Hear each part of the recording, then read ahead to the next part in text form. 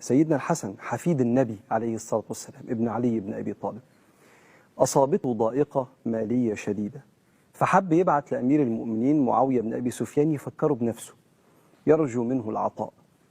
وبعدين حس إنه مش عايز يعمل كده، فنام وهو مهموم، فحلم بجده النبي صلى الله عليه وآله وسلم يقول له: يا حسن، لو أصابتك ضائقة مالية فادع بهذا الدعاء.